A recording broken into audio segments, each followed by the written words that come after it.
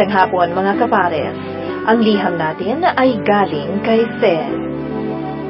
Dear Ate Karen, isang magandang hapon sa inyo at sa lahat ng tagapakinig ng Yes Diaries Book 2. Ako si Fe at gusto ko lang sanang ibahagi ang kwento ko at bigyan niyo ako ng payo kung ano ang dapat kong gawin.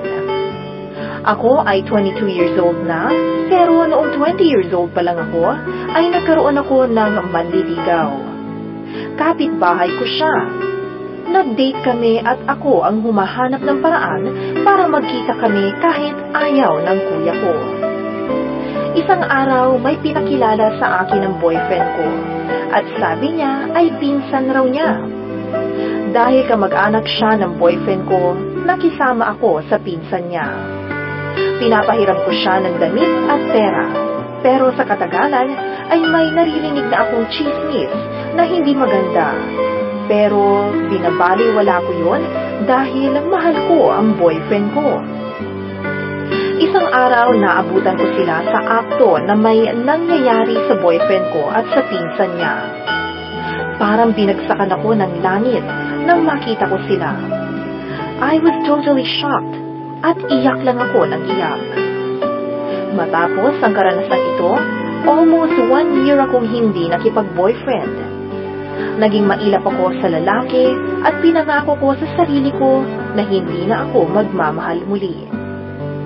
Hindi nagtagal, nagkaroon ako ng textmate. Ang pangalan niya ay Reggie. Nagsimula sa pagkikipagkaibigan hanggang sa niyaya niya akong makipag-date. Tuwing day off ko ay nagdi-date kami at dumating sa puntong nahulog ang loob ko sa kanya. Every time na magkikita kami ay may nangyayari sa amin.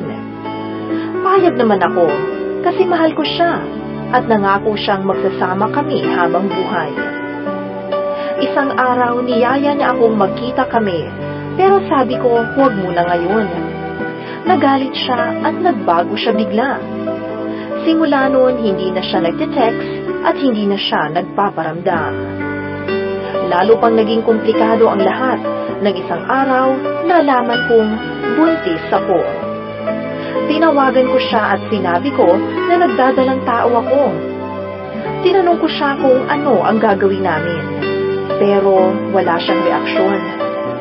Hanggang sa lumipas ang isang buwan at ni text o tawag ay wala akong natanggap. That is why I decided na ipalaglag ang baby. Alam kong napakalaking pagkakamali ang gagawin ko, kaya nagmakaawa pa ako sa kanya na panagutan niya ang baby namin. Pero ayaw niya. Dahil ayaw niya, doon na ako sumuko. But life must go on. Pero until now, kahit na may mga nagiging ka-textmate ako, hindi na ako agad nagtitiwala. Ate Karen, kaya ko pa bang magmahal? Dapat pa ba akong magmahal? I really need your advice. Sana matulungan ninyo ako. And Ate Karen, please play the song Through the Rain para po ito sa akin. Malugod na nakikinig sa inyo sa araw-araw. Fe.